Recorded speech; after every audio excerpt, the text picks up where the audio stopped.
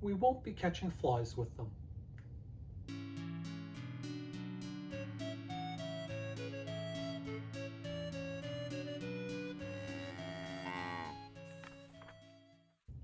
Hi everyone, I'm Jacob. I'm the CowHatLibrarian, and this was a fun picture book.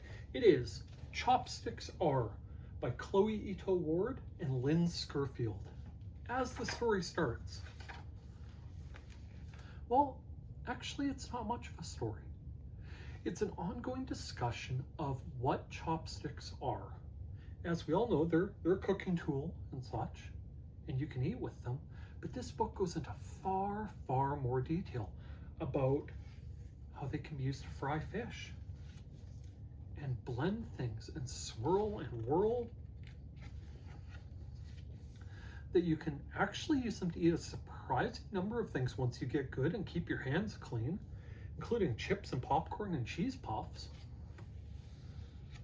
And that there are all different kinds and shapes and sizes. Some are square, some are round, some are really short, some are very, very long. Some are very, very elaborate ones, while others are just plain carved wood or bamboo. And you can find them everywhere. And some of them have really, really, really fancy designs, while others are just very plain. And they talk about other traditions you can use chopsticks for, including passing charcoal and tossing a dish for good luck. And that chopsticks are patient. They require practice and precision, but that they're good for family and many other things. And they're used in many places around the world. And it ends with a lot more information about chopsticks and the different countries and cultures that use them, the different forms they take, and some bad chopstick etiquette for people who haven't run into that before.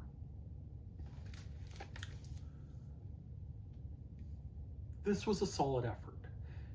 This was shelved in my local public library's picture book section.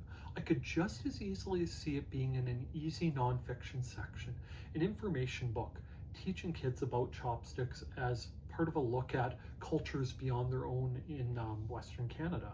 So I could see it going either place. I don't disagree with putting it in the picture book, so I think it's far more accessible there. It's just it could be placed in either place, and I think that's all to the good. I really liked the art style.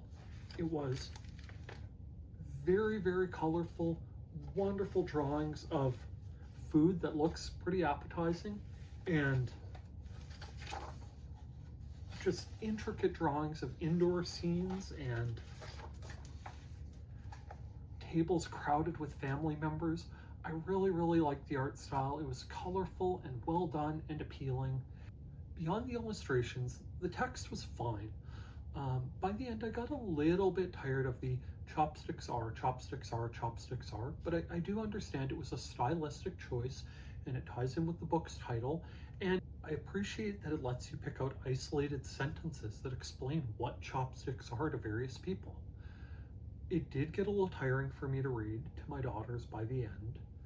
The facts were interesting, but for their ages, 10 and 8, it was a little much hearing the same sentence structure over and over and over again. And I felt like it ended on just not as strongly as it could have.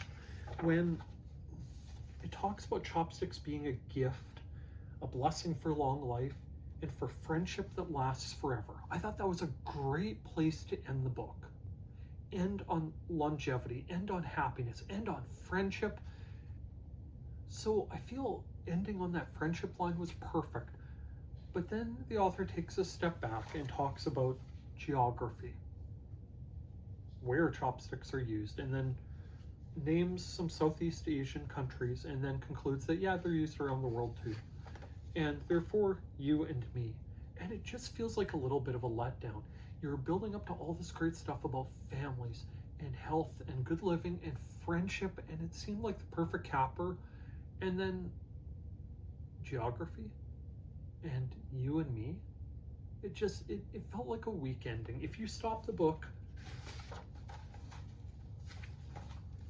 on friendships that last forever, you have a winner.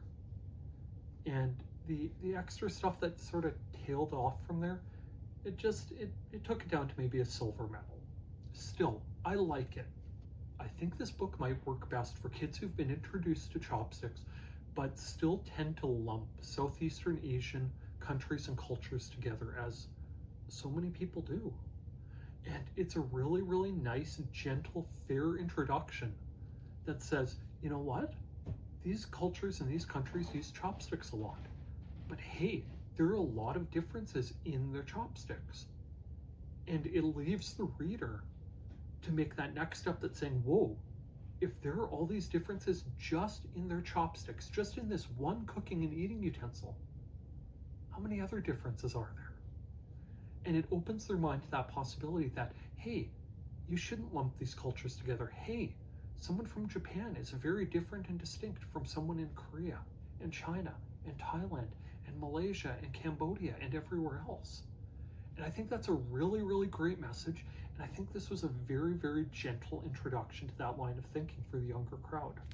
So I like it. I recommend it. Go borrow it from your public library. Well, I'm on that topic. If you use and appreciate the services offered by your public library, why not take just 1 minute and tell the powers that be exactly that? Tell your mayor, tell your council member, tell your MP or MLA that you use and appreciate the services offered by your public library. We're at a time where some public libraries are having trouble finding sustainable funding to continue improving the materials, programs, and services they offer. And a few good words in the right ears might make a world of difference.